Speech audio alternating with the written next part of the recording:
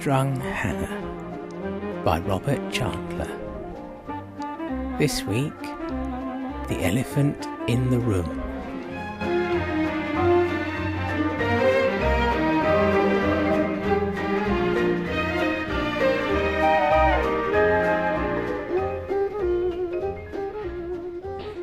Morning everyone. Morning, Han. All right? I've come to give you a heads up. Oh, yes? I think we all know what your head's up, eh, Tony?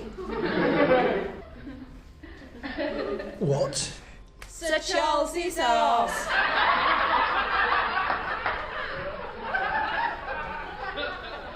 Oh, very funny. Anyway, Hannah, what news? The board are sending someone to do productivity studies in the departments within the company, and this department is the first on the list. Apparently Sir Charles wasn't keen, but the members were most insistent. I know, because I sat in and took minutes. I was here till 8 o'clock on Friday. Productivity study? I'd better call in sick. I've heard about people like this. They time how long you're at your desk, how often you have a break, and for how long, how many trips to the labs you make, etc, etc. They grill you on what you're doing, and if they think you're not working hard enough, they really lay into you. Don't just phone in sick, Tony. Fake your death.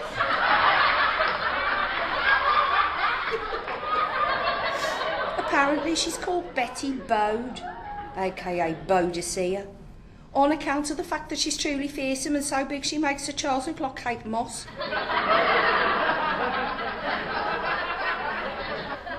Oh my God, will the building take the weight?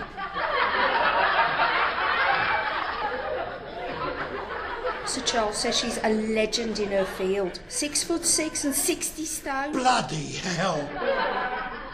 But what's she like as a person? Terrifying, apparently. Really strict and really scary. Oh, great, and I've got this temp starting today as well. She'll be here in a minute. Oh, well, Betty could arrive at any minute too. Oh my God. A temp? Yes, Courtney. Oh, why have you got a temp? Lisa's on holiday. As if I haven't got enough to do without breaking in a temp. I hope she's on the ball. Tony organised everything, so I'm not expecting great things. Oh, thank you. Hello. Sorry I'm late. I couldn't find the lift. It's facing you as you walk in. Those big silver doors. Oh, yeah. Well, I saw those and I thought it was like a really big minibar. In it. So I took the stairs. So that's where they've gone. I don't get it. Never mind. Where's the loo? Over there and turn left. Right.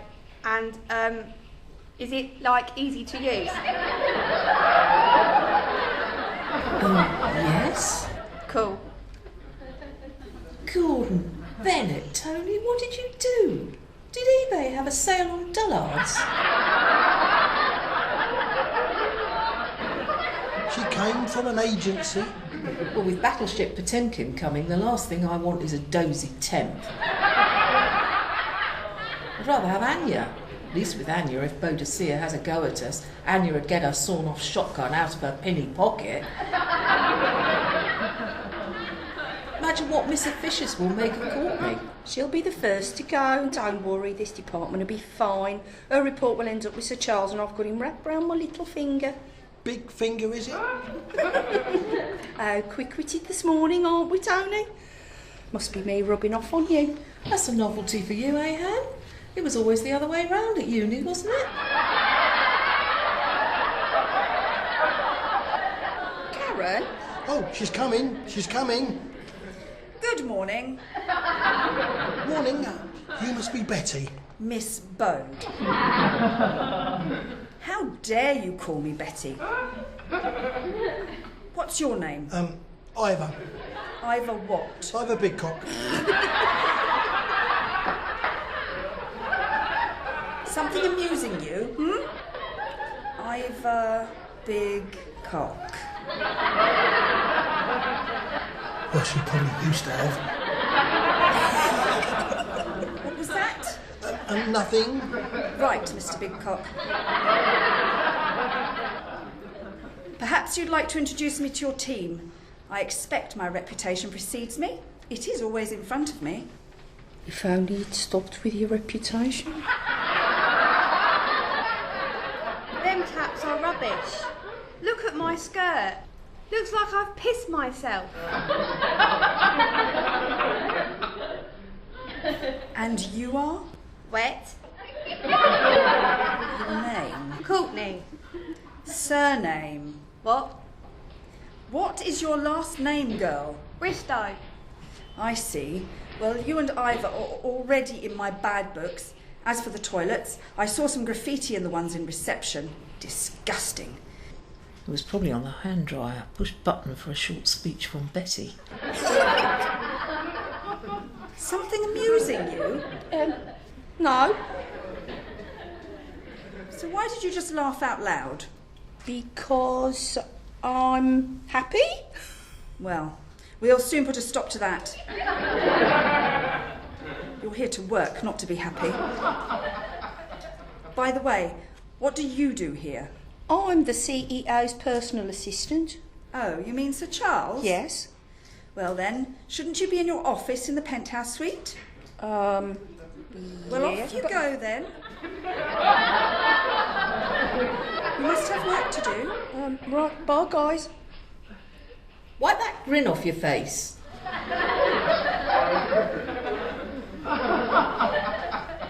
Morning. Oh joy, the gang's all here. How you fit through front doors?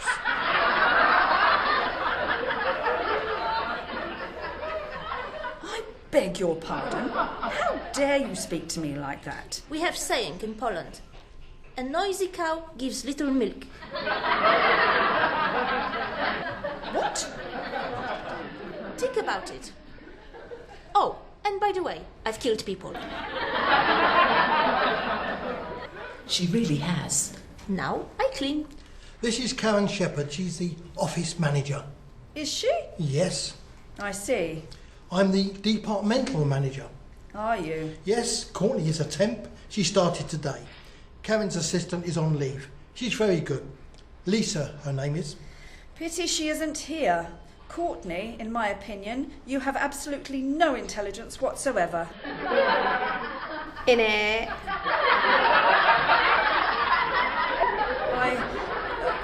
Where can I sit? Well, try perching on the filing cabinet. That should take your weight. What? I mean, that will save your weight. For a chair. Meeting room one's out of action today then? It will be out of action for a week if she farts.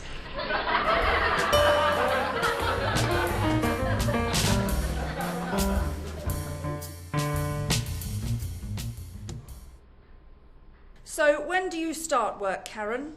Well, I get in about 8:30 and have a coffee and that and start about 1:45. I see. So you're contracted from 9 a.m, I presume, but you like to start a few minutes early? Of course. And what have you done this morning? Open the mail. I've dealt with it accordingly. Put bits in various internal pigeonholes for the postie to take. Checked the emails. Answered those that needed answering.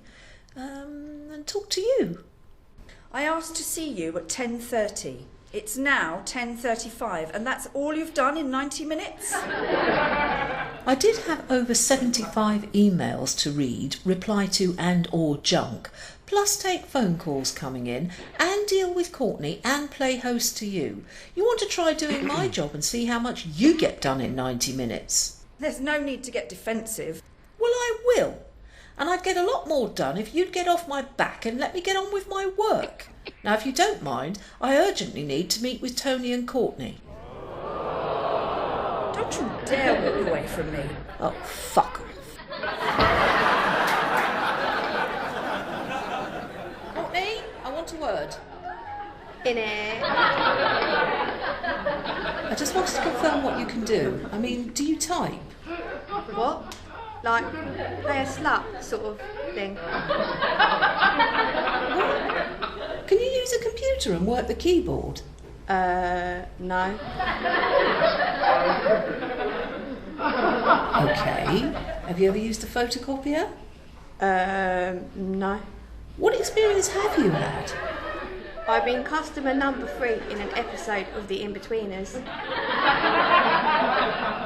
I've been girl in the shop in an episode of Casualty, and I've been... Wait. I meant office experience. Well, I did play a receptionist once, but I didn't have any lines. I just had to smile at Benedict Cumberbatch as he walked past. He was this politician. So you're from an extras agency? Yeah, and I was going to ask when the filming was starting. Oh, right. I thought you were from an office agency. No, I'm from, now, what's it called? Oh yeah, Angel Entertainment. Tony?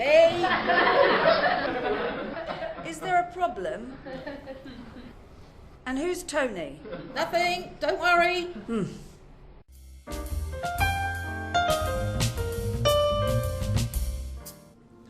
What's up? You look a bit annoyed. I am livid. Courtney has never worked in an office in her life. Plus she's as thick as 2 short planks. Oi, I am here, you know. Sorry. She's an extra, Tony. A bloody extra in TV. Well, it was, Angel Entertainment. They're really famous, so I thought. That's Office Angels. Christ! Bodicea is on my case. And you've landed me with a half-actress whose only claim to fame is smiling at Benedict bloody Cumberbatch. What's she who must not be named going to think of you when she finds out you can't tell an office agency from a TV agency, eh? Sir Charles and me, we're like this. I could do absolutely nothing today, and however much he slagged me off, Sir Charles would have none of it. But you don't do anything. What's all that lot? Old financial reports, just so I can look busy.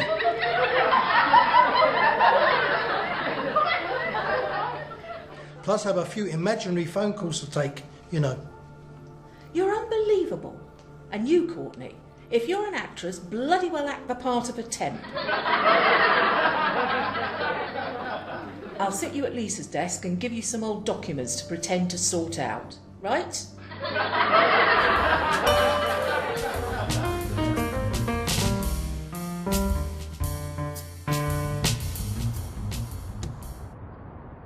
I tell you, Han, I've never lost my temper in all the years I worked here, even when you irritated me. But this morning I lost it with Courtney, I lost it with Betty, and I lost it with Tony. That woman is intolerable. Oh dear. Oh well, I had a nice morning massaging Sir Charles's stiff shoulders and talking about ferrets. Well, can we swap? Don't worry. You know I'll put in a good word for you and Tony with Sir Charles. If Tony put a painting of Sir Charles on his wall and got caught throwing darts at it, he'd still get a pat on the back and a round of golf. Don't know about you. No, thanks. But Sir Charles is just like Tim, he'll do whatever I want. So, you let her have her pound of flesh like she needs any more. And relax, okay? There's times like this when I'm very glad you ended up so close to Sir Charles. And has she sacked Courtney yet? No. God knows how, but she bluffed her way through her little chat this morning, and at least she looked like she was filing stuff. I just gave her old stuff out of the recycling bin, so if she messed it up, it wouldn't matter. Clever. And it turns out that instead of booking an office temp, Tony booked a TV extra. Got the agency name wrong, and somehow, even when he phoned them up and booked her, the penny still didn't drop. She's interviewing Tony this afternoon. Oh my God. I wonder if she'd get the Brunhilde reference if he played some of the Ring Cycle. What? Brunhilde, the fat woman from that Wagner opera. Oh, right. Sorry, didn't get that. Not that cultured. Tim made me sit through it once. There were more apparently, but One was enough.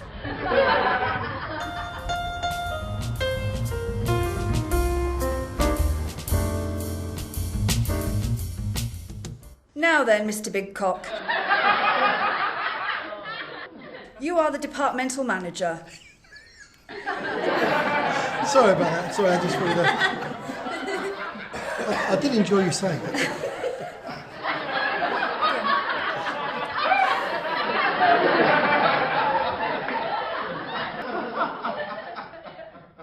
Now then, Mr. Bigcock. You are the departmental manager? Yes, And what exactly do you do? I manage the department. Yes, but what do you do day to day, apart from watching your fish and listening to classical music? How do you know? I mean, how dare you? Anya told me. She also didn't know who Ivor Bigcock was. So perhaps you could explain why you gave me a false name, Tony. It was a joke. I've a big cock. Get it? No. Now answer the question. Blimey. Were you in the lab when God was handing out senses of humour?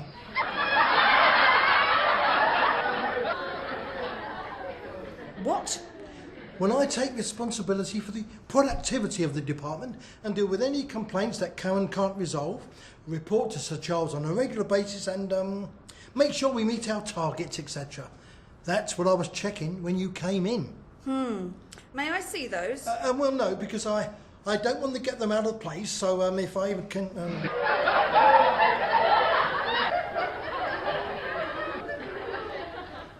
If I find that you were just looking through old figures to try and pull the wool over my eyes, there'll be trouble. I'd do more than pull the wool over your eyes. I'd put a bag over your head. How dare you speak to me like that? I shall be making a note of your rudeness and be raising the matter with Sir Charles. You can be assured of that.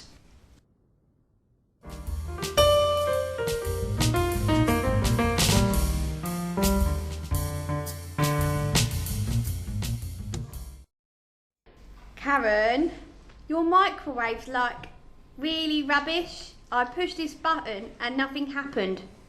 Yep, that's because it's a wall safe. Is it? My mum's got a Panasonic. Oh my God, it's not a microwave at all, it's a wall safe. Oh, right. So where's the microwave? In the kitchen. Oh yeah. Where's the kitchen again? There.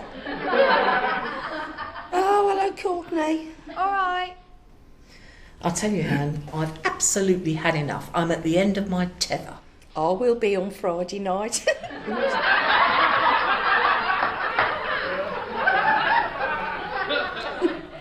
Sir Charles says she's meeting him at 4 o'clock to give her findings. Well, when she does, I think we're all in a lot of trouble. No, Sir Charles likes me and he likes Tony, so we'll be fine whatever she says. Oh, lovely. What about me? I'll put in a good word for you. Well, thanks a bunch. And what about Anya? She seems to be having a quiet chat to Betty over there, look. Oh, yeah. Before you badmouth me to Sir Charles, remember, I found out where you live.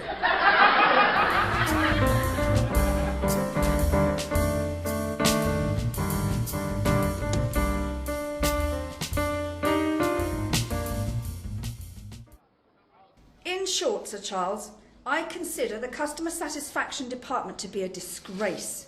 The department manager gave me a false name, the temp was appalling, the office manager was rude, and the cleaner was a psychopath. Also, they seem to be very unproductive in terms of what they produce in a day. And Tony is the biggest layabout I have ever met. Right, well, thank you, Betty. I'll read and digest your report very carefully. I expect you to. Oh, hello, Hannah. Hello. Oh, Hannah. Betty was very unhappy about what she found in your old department, what? She was horrible. She is. So you can rest assured that I will put her report in the filing under B. Bin? Absolutely. And you can go and tell Tony, Karen and Anya in particular that I will ensure they are all absolutely fine. Anya knows where I live. I'll square everything with the board.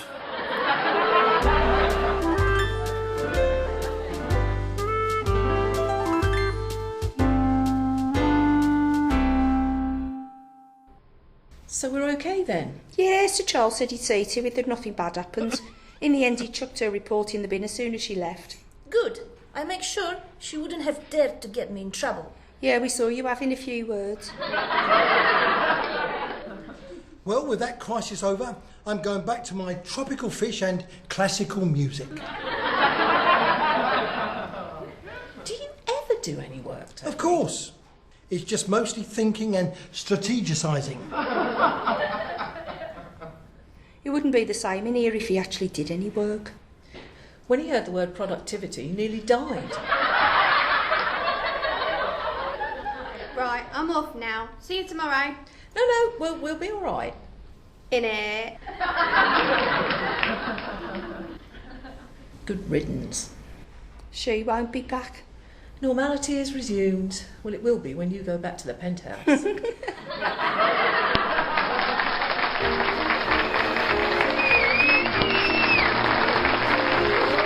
You have been listening to Sue Ford as Hannah, Caroline Palmer as Karen, Geoff Buckingham as Tony, Izzy McNeill as Courtney, Sarah Lee as Betty, and Doug Neal as Sir Charles. Highly Strung Hannah was written and directed by Robert Chantler. The audience coordinator was Matt Richards, and the producer was Victoria Lawrence. Highly Strung Hannah was a Free Theatre Company production.